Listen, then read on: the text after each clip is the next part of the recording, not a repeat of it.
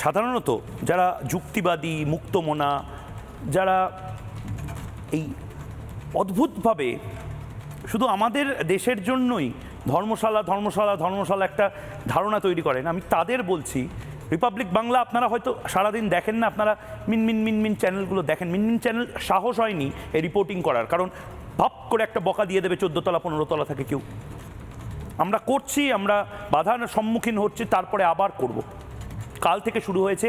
এটা তো আমি শুধু দেখালাম নির্দিষ্টভাবে একটি বসতি থেকে। আমি বস্তি শব্দটা উচ্চারণও করতে চাই না। একদিন এই দেশে একটিও এরকম বস্তি যেন না থাকে, বুলডোজার চলে। কিন্তু আরেকটি জায়গা ঘুনি গ্রামের মোল্লাপাড়া, সেখানেও আমাদের প্রতিনিধিরা পৌঁছে গেছিল। এগুলো প্লিজ আমি সৈকতকে অনুরোধ করবো, আজকে কোনো ডিবেট নেই, আজকে শুধু তোমাদের বক্তব্য। কিন্তু সৈকত প্লিজ দেখো, ঘুনি গ্রামের মোল্লাপাড়া কত দূর জানো?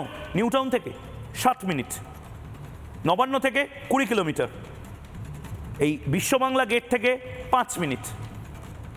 সেখানে আমার খারাপ লাগছে, কিন্তু যে মেয়েটি, কম বয়সী মেয়েটি, বাংলাদেশি, সে নিজে রিয়েলাইজ করেছে, কিন্তু তার কোনো অপশন নেই।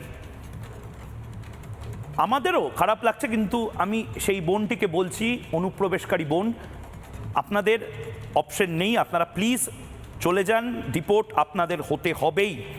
আমি কেন বলছি? কারণ খুব সেন্সিবল কথা বলছে। মানে অনুপ্রবেশকারীর পরিবার থেকে যেভাবে এখানে হাওয়া জল এই সমস্ত কিছুর একটা এফেক্ট পড়েছে কলকাতার, আপনি নিজে শুনুন এই অনুপ্রবেশকারী মেয়েটি কি বলছে। বলছি যে এই যে তোমার মা বাবা বাংলাদেশ থেকে এসেছিলেন, মার বাংলাদেশের জন্ম, এসআইআর নিয়ে কি এবার চিন্তা হচ্ছে? চিন্তা তো হওয়ারই কথা, কিন্তু কেন চিন্তা হচ্ছে? আপনারা কিভাবে ঢুকেছেন? যেভাবে সবাই ঢুকেছে। আপনারা বলছেন যে আপনারা সবার মতনই পালিয়ে এসেছিলেন। হ্যাঁ, কারণ আমি তো আমার একটা শোনা কথা, কারণ বাবা মা চলে এসেছিল, আর তখন তো আমি ছিলাম না, তাই এখন একটা চিন্তাতেই রয়েছে। এখন যদি বের করে দেয় দেশ থেকে, দেশ থেকে বের করে দিতেই হবে, কারণ এত লোক এখানে মোদির রাখার জায়গা নেই আমাদের, তার জন্য তাকে তো আমাদের বের করে দিতেই হবে। কি করবেন? যদি বর্ডার খোলে তাহলে সবাই চলে যাবে, আমরাও চলে যাব হয়তো। ভয় করছেন আপনি যেই কথাগুলো বলছেন? ভয় কিসের? চলে তো যেতেই হবে, অন্য দেশের ওপরে তো থাকা যাবে না আমাদের। এখানে কারা কারা আছে? আর এখানে বহু মানুষই আছে। এই পাড়াটার নাম কি? এটা হচ্ছে মেঠোপাড়া। মহিদুল আলী মণ্ডল, প্রথমত আপনাদের আমি ধন্যবাদ জানাবো। ভারতীয় সংখ্যালঘুরা, আমি স্যালিউট জানাচ্ছি তাদেরকে।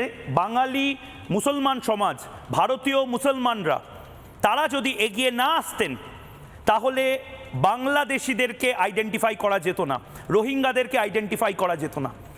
আপনারা যে এই শিকল থেকে বেরিয়ে এসে সোচ্চার কণ্ঠে বলছেন, এর জন্য আপনাদের স্যালিউট। কেন করছেন এটা? নানা ধরনের কন্টেন্ট দেখার জন্য লাইক করুন, শেয়ার করুন আমাদের ফেসবুক পেজ, সাবস্ক্রাইব করুন আমাদের ইউটিউব চ্যানেল।